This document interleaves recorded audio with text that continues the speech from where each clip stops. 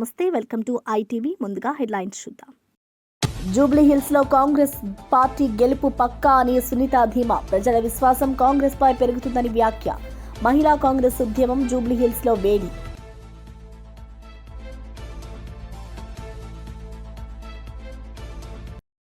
వైఎస్ఆర్సీపీ రాష్ట్ర కార్యదర్శులకు జగన్ కీలక సూచనలు. 175 నియోజకవర్గాల్లో గెలిపే లక్ష్యమని జగన్ స్పష్టం.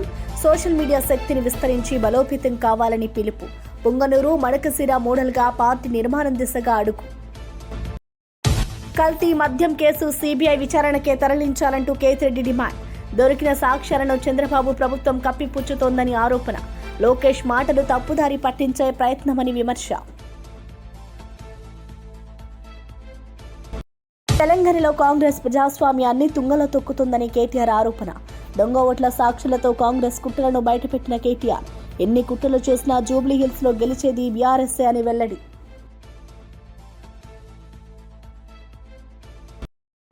జీజీహెచ్ లో చికిత్స పొందుతున్న అనపర్రు బీసీ హాస్టల్ విద్యార్థులను మాజీ మంత్రి విడుదల రజని పరామర్శించారు.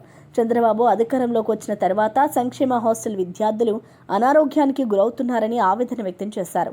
31 మంది విద్యార్థులు ఇంకా జీజీహెచ్లో చికిత్స పొందుతున్నారని తెలిపారు.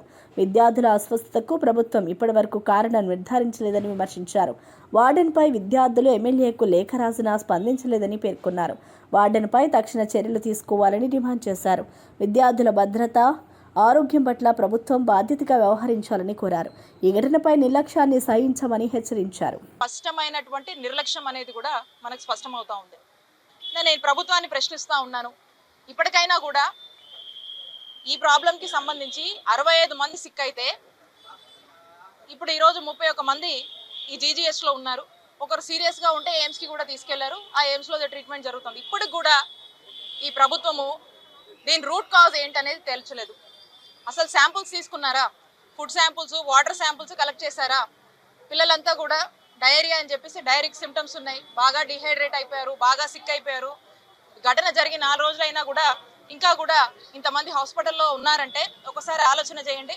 అక్కడ ఉన్నటువంటి పిల్లలు ఆ ఉన్నటువంటి ఎమ్మెల్యేకి ఒక లెటర్ రాశారు. ఈ వార్డెన్ వేధిస్తున్నాడు, బాగా చూసుకోవట్లేదు, సరిగా అన్నం పెట్టట్లేదు, వచ్చిన గ్రాసరీస్ ఏదైతే ఉన్నారో అవన్నీ కూడా మిగిల్చుకుంటున్నారు, సరిగా వండట్లేదు, వండినవి మిగిల్చుకుంటున్నారు, ఏది కూడా క్వాలిటీగా ఇవ్వట్లేదు అని చెప్పి చెప్తుంటే ఈ లెటర్లో వీళ్ళు మెన్షన్ చేసి వార్డెన్ కొడుతున్నారంటే కనీస స్పందన లేదు. ఇప్పటివరకు కూడా ఆ వార్డెన్ మీద ఏమైనా యాక్షన్ తీసుకున్నారా? ఆ పిల్లలు ఆ లెటర్ రాశారు, ఈ లెటర్ రాశారు. మరి ఈ లెటర్ రాసినటువంటి ఆ పిల్లల కన్సర్న్స్, బాధలు ఈ లెటర్లో రాశారు. పార్టీ రాష్ట్ర కార్యదర్శులతో జగన్ సమీక్షా సమావేశం నిర్వహించి కీలక సూచనలు చేశారు. ఇచ్చిన పదవులు జవాబుదారీతనం కలిగినవని గుర్తు చేశారు. ప్రతి నియోజకవర్గంలో గెలిపే లక్ష్యంగా పనిచేయాలని పిలుపునిచ్చారు. పార్టీ బలోపేతం కోసం సమన్వయం అవసరమని, సోషల్ మీడియాను విస్తృతంగా వినియోగించాలని సూచించారు. పార్టీ కమిటీల నియామకంలో ఉత్సాహవంతులకు ప్రాధాన్యం ఇవ్వాలని అన్నారు. పార్టీ పిలుపునిచ్చే ప్రతి కార్యక్రమం విజయవంతం కావడానికి సంస్థాగత నిర్మాణమే పునాది అని పేర్కొన్నారు. స్థానిక ఎన్నికలకైనా సిద్ధంగా ఉండాలని సూచించారు. పార్టీ పుంగనూరు, మడకశిర నమూనాగా తీసుకోవాలని చెప్పారు. కమిటీల నిర్మాణం, వాటి మీద ఎక్కడైతే ఆర్గనైజేషన్ స్ట్రక్చర్లో జిల్లా జిల్లా అధ్యక్షుడు తర్వాత కాన్స్టిట్యున్సీ కోఆర్డినేటర్స్ ఆబ్వియస్లీ కీ ఎవరి కోసమైతే మనం అందరం ఎంటైర్ ఆర్గనైజేషన్ పనిచేస్తుందో ఈ 175 నియోజకవర్గాలు గెలవడానికి సపోర్టింగ్ సిస్టమ్ లాగా మనం అందరం చేస్తాము. వాళ్ళు ఆ తర్వాత మండల పార్టీ విభాగాలు, గ్రాస్ రూట్స్ విలేజ్, ఇది ఆర్గనైజేషన్ స్ట్రక్చర్, అదొకటి తయారు. దాని మీద కూడా హెడ్ ఆఫీస్ నుంచి రీజనల్ కోఆర్డినేటర్తో అనుసంధానం చేసుకుంటూ, పార్లమెంట్ అబ్జర్వర్తో అవసరమైన చోట ఫంక్షనల్గా వాళ్ళతో చేసుకుంటూ, వీటి నిర్మాణంలో కూడా మీ రోల్ జాబ్ చార్ట్తో ఉంటుంది. దాన్ని మీరు ఇంప్లిమెంటేషన్ సక్రమంగా చేయగలగాలి.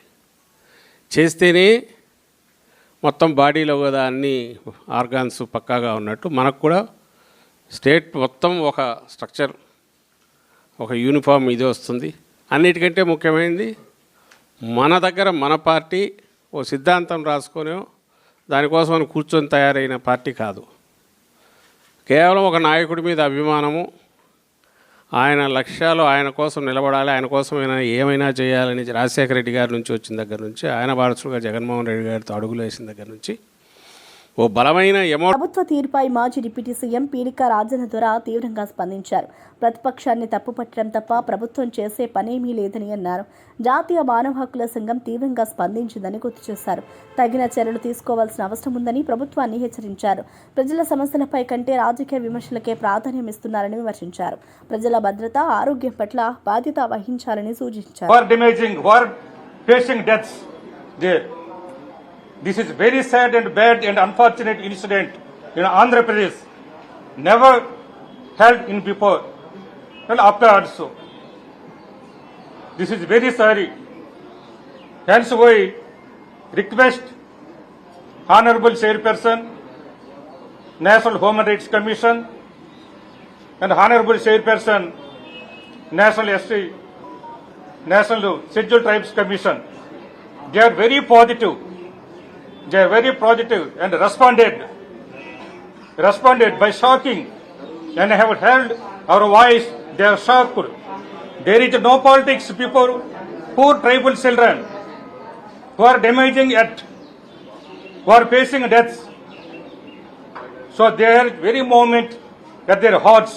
There is very sympathy and very kindness and very their words are very merciful. They have said that teams will be sent to visit these spots and also address the Honorable Chief Minister Andhra Pradesh, Honorable Chief Secretary Andhra Pradesh, and relating to district collectors what they taken action.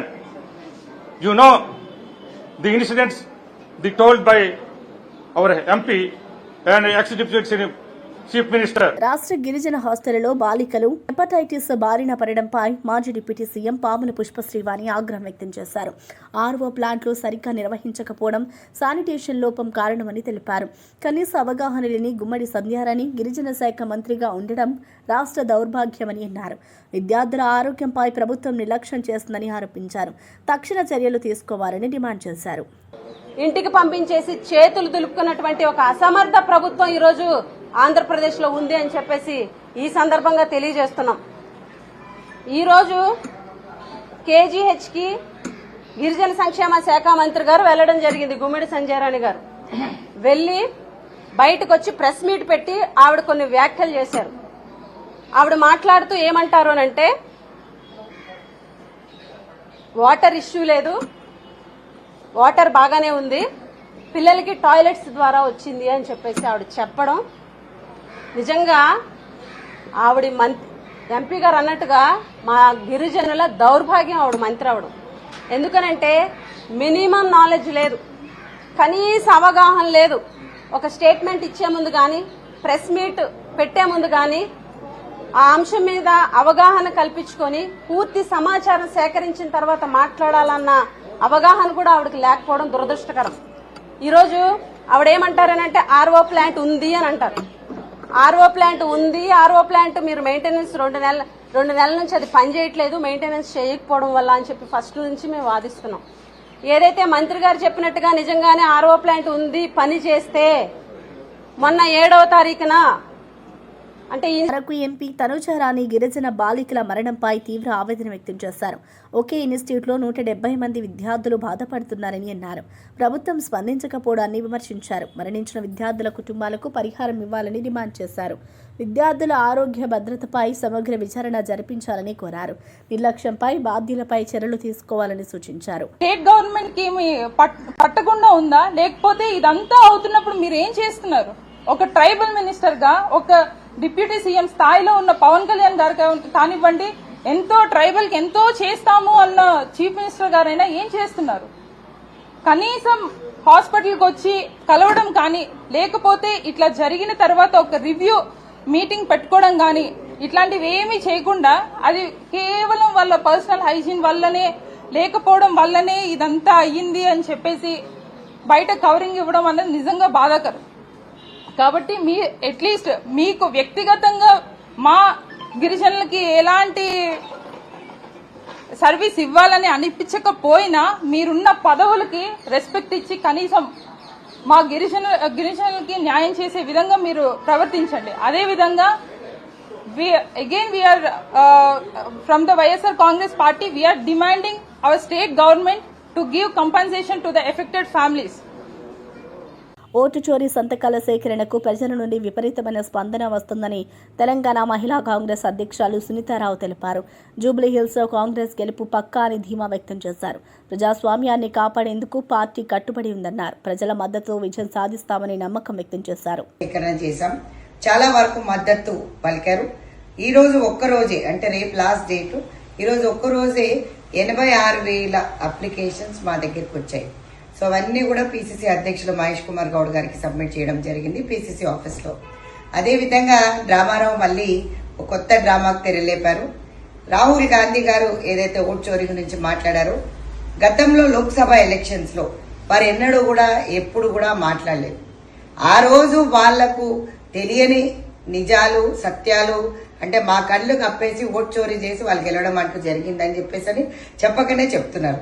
మీరు ఒకసారి చూసినట్టయితే ఈ రోజు కేటీఆర్ గారు మాట్లాడుతున్న మాటలు ఏమైనా visual చేసి సిరిసిల్లలో పలానా అతని ఓటు ఇక్కడ జూబ్లీహిల్స్ లో ఉంది అని చెప్తున్నారు. కానీ మీరు నిజంగా చూసినట్టయితే ఖచ్చితంగా గత లోక్సభ ఎలక్షన్స్ లో కానీ 10 ఏళ్ళు వాళ్ళు రూలింగ్ లో ఉన్నప్పుడు ఈ ఓట్లు అనేవి కనపడలేదా? నేను ఒకటే అడుగుతాను, ఈ ఓట్లు అనేది వాళ్ళకి కనపడలేదా? దొంగ ఓట్లు కనపడలేదా? ఇప్పుడే కనిపిస్తున్నాయి. ఓటమి భయం అనేది వాళ్లకు నిజంగా పట్టుకుంది. ఖచ్చితంగా బీఆర్ఎస్ పార్టీ గెలవదు. కల్తీ మద్య వ్యవహారంపై మాజీ ఎమ్మెల్యే కేతిరెడ్డి వెంకటరామిరెడ్డి మండిపడ్డారు. మేమే కనుక్కున్నామంటూ లోకేష్ చెప్పడం సిగ్గుచేటన్నారు. కల్తీ మద్యాన్ని అరికట్టడం బదులు దాన్ని కప్పిపుచ్చే ప్రయత్నం చేస్తున్నారని ఆరోపించారు. దీనిపై థర్డ్ పార్టీ లేదా సిబిఐ విచారణ జరగాలని డిమాండ్ చేశారు. ప్రభుత్వం బాధ్యత వహించాలని పేర్కొన్నారు. ప్రయత్నం చేస్తున్నారు. ఆ కప్పిపుచ్చుకునే ప్రయత్నంలో భాగంగానే మీరు ఈ రోజు వైసీపీ పార్టీ వాళ్ళ మీద ఇంకోరి మీద రుద్దే ప్రయత్నం చేస్తున్నారు. డెఫినెట్ గా మీ అందరినీ కోరుకునేది ఏంటంటే ఈ మీడియా ద్వారా తెలియజేసేది, ఎవరైతే దీంట్లో ఉన్నారో వాళ్ళు ఆ పార్టీ ఈ పార్టీ అని సంబంధం లేకుండా నిష్పక్షపాతంగా విచారణ జరగాలి అంటే అది ఒక సిబిఐ ద్వారానే, థర్డ్ పార్టీ ఇన్వెస్టిగేషన్ ద్వారానే జరుగుతుంది. మొదటి నుంచి కూడా బురద జల్లే రాజకీయమే. రాజశేఖర రెడ్డి కావచ్చు, జగన్మోహన్ రెడ్డి కావచ్చు, మొండోడు కాబట్టి నిలబన్నారయ్యా. లేకుంటే మీరు చేసే పనులకు ఎవడైనా కానీ బిచ్చాన్ని ఎత్తుకొని పోవాల్సిందే. ఎన్టీఆర్ లాంటి వాళ్ళే మీరు నాశనం చేసి పెట్టరే. తెలంగాణలో కాంగ్రెస్ పార్టీ అడ్డదారులు తొక్కుతుందని బీఆర్ఎస్ వర్కింగ్ ప్రెసిడెంట్ కేటీఆర్ ఆరోపించారు. ప్రజాస్వామ్యాన్ని తుంగలో తొక్కుతుందని విమర్శించారు. ఎన్నికల్లో గెలవడానికి కుట్రలు చేస్తున్నారని అన్నారు. సాక్ష్యాలు ఆధారాలతో కాంగ్రెస్ అవకతవకలను బయటపెట్టినట్లు తెలిపారు. జూబ్లీహిల్స్లో గెలిచేది బీఆర్ఎస్ఏనని ధీమా వ్యక్తం చేశారు. ప్రజాస్వామ్యాన్ని పూర్తి స్థాయిలో పరిహసించడానికి, తుంగలో దొక్కడానికి, ప్రజాస్వామ్య విలువలనేది లేకుండా చేసి ఎన్నికల్లో గెలవడానికి ఎన్ని అడ్డదారులు దొక్కుతున్నారో మీ ముందు సాక్ష్యాలతో సహా ప్రజెంట్ చేయాలనే ఉద్దేశంతోనే ఈరోజు ఈ సమావేశాన్ని ఏర్పాటు చేయడం జరిగింది.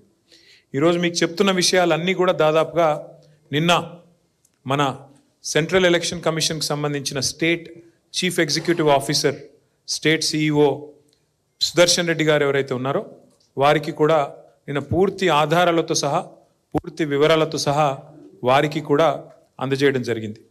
నేను ఇది మీకు ముందు చెప్పే ముందు ఒక 2 విషయాలు చెప్పాలి.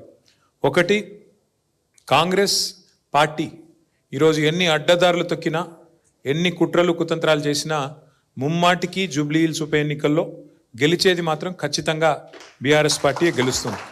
అయినప్పటికీ ఆ గెలుపు మీద మాకు పూర్తి భరోసా ఉన్నప్పటికీ కాంగ్రెస్ ఎంత డెస్పరేట్గా ఉంది గెలవడానికి, ఎన్ని రకాల అడ్డదారులు తొక్కి నానా గడ్డి తినైనా సరే ఈ ఎన్నికల్లో గెలవడానికి ఎన్ని కుట్రలు చేస్తున్నది, ఎన్ని కుతంత్రాలు చేస్తున్నది, అది ప్రజలకు చెప్పడానికి, అట్లాగే రాష్ట్రంలోని ప్రతి ఒక్కరికి చెప్పడానికే ఈ మా ప్రయత్నం. దయచేసి నేను మీడియా మిత్రులను కూడా కోరుతా ఉన్నా, నేను చెప్పే ప్రతిదీ కూడా నాకు ఎక్కడి నుంచి వచ్చింది సమాచారం అంటే ఎలక్షన్ కమిషన్ ఇచ్చిన ఓటర్ లిస్ట్ నుంచే మాకు వచ్చింది. ప్రతిదీ కూడా మేము ఫీల్డ్ వెరిఫికేషన్ చేసి ఎన్నికల కమిషన్ ఇచ్చిన ఓటర్ లిస్టు, తుది ఓటర్ లిస్ట్ ఏదైతే వారు ఇచ్చారో ఆ ఓటర్ లిస్ట్ ఆధారంగానే నేను మాట్లాడుతున్నాను తప్ప ఇందులో ఏది కూడా కల్పితం కాదు, ఏది కూడా మరి ఎక్కడి నుంచో బయట నుంచో వచ్చింది కానే కాదని మాత్రం ముందుకు చెబుతూ, బీసీ రిజర్వేషన్ల విషయంలో తప్పుడు అవగాహనలను పక్కన పెట్టాలంటూ తెలంగాణ జనసమితి అధ్యక్షుడు ఆచార్య కోదండరాం చెప్పారు. ఆయన ప్రకారం రిజర్వేషన్లు సామూహిక హక్కుల కోసం ఉండాలి, వ్యక్తిగత ప్రయోజనాలకు కాదు. ఈ సందర్భంలో బీసీ సమూహాల ప్రగతి, సామాజిక న్యాయం, విద్య మరియు ఉద్యోగ అవకాశాల సమాన పంపిణీపై దృష్టి పెట్టడం అత్యంత అవసరమని ఆయన తెలిపారు. భారతదేశం ఒక ప్రజాస్వామిక దేశంగా ఎదగాలన్నా, నిలబడాలన్నా ఈ రిజర్వేషన్లు కీలకం. వాటిని అంగీకరించాలి.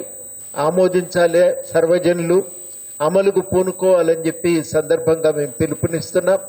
వాటి సాధన కోసము ఒక నిర్దిష్టమైన కార్యాచరణను కూడా నిర్ణయించుకోవటం జరిగింది. ఈ రిజర్వేషన్ల పరిరక్షణ ఉద్యమాన్ని ఏమాత్రము వెనుకకు తగ్గకుండా నిలబెట్టడం కోసం నిరంతరం ఒక కృషిని కొనసాగించే లక్ష్యంతోనే ఈ కమిటీని ఏర్పాటు చేసినాం. ఎన్నికల నోటిఫికేషన్ అడ్డంగా స్టే ఇవ్వడం అనేది రాజ్యాంగ పరమైనటువంటి అవరోధం ఉన్నది. సుప్రీంకోర్టు తీర్పులున్నాయి. అయినప్పటికీ కూడా కోర్టు స్టే ఇచ్చి బీసీల నోటికాడి అన్నం ముద్దను లాక్కున్నది. బీసీ సంఘాలు 32-33 సంఘాలు ఇది కొట్టేయాలి, రిజర్వేషన్లు జరపాలి, అది జీవో అమలు చేయాలని చెప్పి కేసేశారు. బీసీల వాదన వినకుండా హైకోర్టు ఏకపక్షంగా ప్రభుత్వ వాదన ఉన్నది, రిజర్వేషన్ వ్యతిరేకుల వాదన ఉన్నది. బీసీల వాదన వినకుండా స్టే ఇవ్వడం పట్ల దీనిని బీసీలు అవమానంగా భరిస్తున్నారు. అన్ని కులాలు కూడా పోటీ పడి మేము ఈ రోజు పోరాడతామని ప్రతి ఒక్కరు కూడా తిరుగుబాటు చేయడానికి ఎక్కడికక్కడ ఉద్యమిస్తున్నారు. ఈ ఉద్యమం ప్రజల ఆకాంక్ష, ఆశయాలకు తగ్గట్టుగా అన్ని పార్టీలు ముందుకు రావాలి. విశాఖపట్నంలో గూగుల్ డేటా సెంటర్ స్థాపన ద్వారా ఆంధ్రప్రదేశ్ ప్రభుత్వం 10,000 కోట్లకు పైగా ఆదాయం పొందే అవకాశం ఉందని కేంద్ర మంత్రి పెమ్మసాని చంద్రశేఖర్ వెల్లడించారు. ఈ డేటా సెంటర్తో పాటు ఇతర ప్రముఖ సాంకేతిక సంస్థలు కూడా విశాఖకు రావడానికి ఆసక్తి చూపుతున్నట్లు ఆయన తెలిపారు. గూగుల్ విశాఖలోని రాకున్నందుకు ప్రధానమంత్రి మోదీ, ముఖ్యమంత్రి చంద్రబాబు నాయుడు మరియు రాష్ట్ర పరిశ్రమల శాఖ మంత్రి నారా లోకేష్ విశేష కృషి చేశారు. బెంగళూరు కానీ హైదరాబాద్ తీసుకుంటే ఐటీ ఇండస్ట్రీ మెచ్యూర్ అయిపోయింది. ఒక ప్లేస్లో ఒక ఇండస్ట్రీ మెచ్యూర్ అయినప్పుడు మళ్ళీ దాన్ని ఇంకో ప్లేస్లో రెప్లికేట్ చేయడం అనేది చాలా కష్టమైనటువంటి పని. సో ఒక స్ట్రాటజిక్ ప్లానింగ్లో ఏమైతే మెచ్యూర్ అవ్వని బిజినెస్లు, కొత్త బిజినెస్లు ఏమున్నాయి వాటిని మనం ఎర్లీగా తీసుకొచ్చి ఎకో సిస్టమ్ని ఎలా బిల్డ్ చేయాలనే ఉద్దేశంతో వచ్చినటువంటిదే. ఇప్పుడు ఏఐతో ఉన్నటువంటి ఏఐకి చాలా కంప్యూటింగ్ పవర్ కావాలి, డేటా సెంటర్స్ కావాలి. కాబట్టి దీన్ని మనం అందిపుచ్చుకోవాలని ఒక స్ట్రాటజిక్ ఐడియా తీసుకొని ముఖ్యంగా నారా లోకేష్ గారు గత 1 year నుంచి బ్యాక్గ్రౌండ్లో సిస్టమేటిక్గా ఈ డేటా సెంటర్స్ అన్నిటి మీద వర్క్ చేసుకుంటూ వచ్చారు. వర్క్ చేసినప్పుడు డేటా సెంటర్స్ అంటే ఈ పెద్ద పెద్ద కంపెనీస్కి డేటా ప్రైవసీ ఇష్యూస్ ఉంటాయి. గవర్నమెంట్ పాలసీస్ స్టేబుల్గా ఉండాలి, మార్చకూడదు, ట్యాక్స్ స్ట్రక్చర్ మార్చకూడదు. పెద్ద పెద్ద కంపెనీలు ఇప్పుడు ఈ రోజున వచ్చేటువంటి ఇన్వెస్ట్మెంట్ $10 billion అంటే దాదాపు రూపాయి విలువ తీసుకుంటే 90,000 కోట్ల రూపాయల విలువ చేసే ఇన్వెస్ట్మెంట్ పెట్టాలనుకున్నప్పుడు కంపెనీలు చాలా ఆలోచిస్తాయి. వీటన్నిటికి కావాల్సినటువంటి రీఅష్యూరెన్స్ సెంట్రల్ గవర్నమెంట్ ఈ రోజు ఉన్నటువంటి అశ్విని వైష్ణవ్ గారు కానీ అదేవిధంగా ప్రధానమంత్రి మోదీ గారు ఆ రీఅష్యూరెన్స్ ఇచ్చారు. ఇచ్చే విధంగా లోకేష్ గారు, చంద్రబాబు నాయుడు గారు 1కి 10 సార్లు ఫాలో అప్ చేసి అంతా ఒక స్టేజ్కి తీసుకొచ్చి ఈరోజు ఒక చారిత్రక ఘట్టంలాగా తీసుకొస్తా ఉన్నారు. మొట్టమొదటిగా నిజంగా నేను మనస్ఫూర్తిగా ఈ రోజున లోకేష్ గారిని అభినందించాలి. అంటే ఇంత హార్డ్ వర్క్ చేసినప్పుడు ఇది entire credit goes to him. ఇది నా ఒకటి. రెండోది దీనివల్ల రాష్ట్రానికి జరిగేటువంటి ప్రయోజనాలు. ఒకటి ఇందాక నేను చెప్పినట్టు ఒక ప్రాంతంలో ఒకటి వచ్చినప్పుడు ఎకో సిస్టమ్ బిల్డ్ అవుతుంది. ఇప్పుడు మీరు చిన్న చిన్న గ్రామాల్లో, పట్టణాల్లో చూస్తేనే ఒక దగ్గర గోల్డ్ షాపులు ఉంటాయి, పక్కన 10 గోల్డ్ షాప్స్ పెడతారు. ఆటోమొబైల్ షోరూమ్స్, ఎందుకంటే కస్టమర్ అక్కడికి వచ్చినప్పుడు వాళ్ళకి ఆ ఎకో సిస్టంలో ఒక దాంట్లో నుంచి వచ్చి బిజినెస్ వస్తుంది. డేటా సెంటర్స్ అయినా అంతే. ఈ ఎకో సిస్టమ్ అంతా బిల్డ్ అయిపోయి అక్కడ కావాల్సినటువంటి మ్యాన్ పవరు, లార్జ్ డేటా సెంటర్కి కావాల్సిన కూలింగ్ ఇన్ఫ్రాస్ట్రక్చరు, పవర్ ఇన్ఫ్రాస్ట్రక్చర్ ఇవన్నీ వైజాగ్కి వచ్చేటువంటి అవకాశం ఉంటుంది. కాబట్టి ఒక డేటా సెంటర్లో ఇప్పుడు 90,000 కోట్ల రూపాయలు పెట్టుబడి వస్తే నంబర్ 1 అది కట్టేటప్పుడు దాదాపుగా 5 నుంచి 6 వేల మందికి జాబ్స్ వస్తాయి. పవర్ ఇన్ఫ్రాస్ట్రక్చర్ వాటికి సంబంధించినవి. 2 లాంగ్ టర్మ్ మెయింటెనెన్స్లో హై పేయింగ్ జాబ్స్ ఒక 1000 పైన ఈజీగా వస్తాయి ఈ ఒక్క డేటా సెంటర్లో. ప్రతి డైరెక్ట్ జాబ్కి indirect jobs at least 4 to 6 times తీసుకుంటే మీరు కట్టేటప్పుడు ఒక 20,000, తర్వాత లాంగ్ టర్మ్లో ఒక 5 to 6 ఈ ఒక్క డేటా సెంటర్ ద్వారా వస్తుంది. రెండోది డేటా సెంటర్ ద్వారా వచ్చేటువంటి రెవెన్యూ దాదాపుగా ఎస్టిమేటెడ్, నాకు 100% చెప్పలేను కానీ ఎస్టిమేటెడ్ 10,000 కోట్ల రూపాయల వరకు ఒక డేటా సెంటర్ నుంచి స్టేట్ గవర్నమెంట్కి వచ్చే అవకాశం ఉంది. ఇది సీడ్ అయినప్పుడు దీని పక్కన వచ్చేటువంటి డేటా సెంటర్లో రేపు అన్ని యాడ్ అయితే ఆ మల్టిప్లయర్ ఎఫెక్ట్ చాలా ఎక్కువ ఉంటుంది. ఈ విధంగా ఎంటైర్ ఆంధ్రప్రదేశ్కి ఒక పాజిటివిటీ, ఒక మూమెంటం, ఒక ఏఐ మన అమరావతిలో ప్రజలకు నాణ్యమైన వైద్యం అందించడానికి పీపీపీ పద్ధతిలో మెడికల్ కాలేజీలు మరియు ఆసుపత్రులను అభివృద్ధి చేస్తున్న సందర్భంలో రాజకీయ రంగంలో విష ప్రచారం జరుగుతున్నాయని 20 సూత్రాల అమలు కమిటీ చైర్మన్ లంకా దినకర్ అన్నారు. 17 వైద్య కళాశాలలకు అభివృద్ధి చేయడానికి మొత్తం 8,500 కోట్ల రూపాయలు అవసరమని ఆయన తెలిపారు. అయితే జగన్ ప్రభుత్వం కేవలం 1,500 నుంచి 1,600 కోట్ల రూపాయలకే ఖర్చు చేస్తుందని ఆయన ఆందోళన వ్యక్తం చేశారు.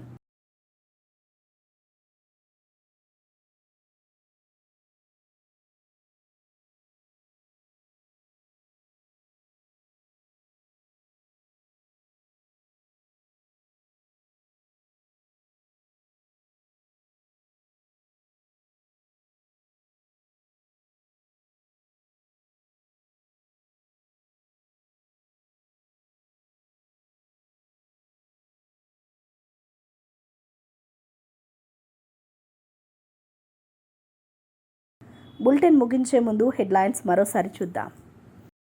జూబ్లీహిల్స్లో కాంగ్రెస్ పార్టీ గెలుపు పక్కా అని సునీత ధీమా. ప్రజల విశ్వాసం కాంగ్రెస్పై పెరుగుతుందని వ్యాఖ్య. మహిళా కాంగ్రెస్ ఉద్యమం జూబ్లీహిల్స్లో వేడి.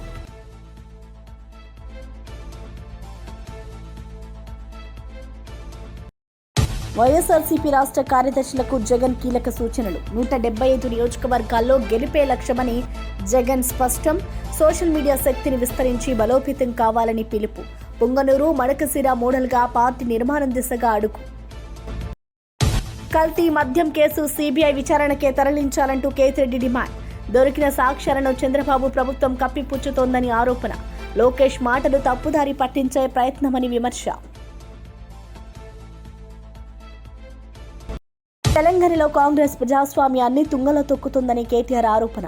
దొంగ ఓట్ల సాక్షులతో కాంగ్రెస్ కుట్రలను బయటపెట్టిన కేటీఆర్. ఎన్ని కుట్రలు చేసినా జూబ్లీహిల్స్లో గెలిచేది బీఆర్ఎస్ఏ అని వెల్లడి.